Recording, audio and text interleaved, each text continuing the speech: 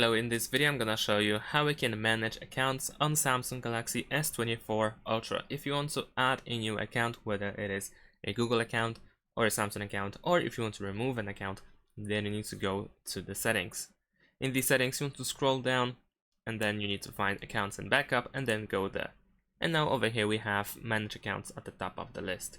And here we will find all accounts that we are logged in.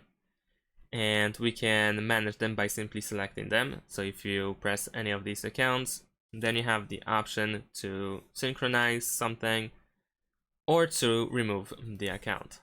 In addition to that, we can also add a new account by pressing add account, and now you have the list of all account options. So if you want to log into a new or another Google account, then simply tap on Google, and then after entering the PIN code, password, or drawing the pattern, you should be able to log into a new account. And that's pretty much it. Thanks for watching. Leave a like and subscribe to my channel, and see you in my next videos. Bye.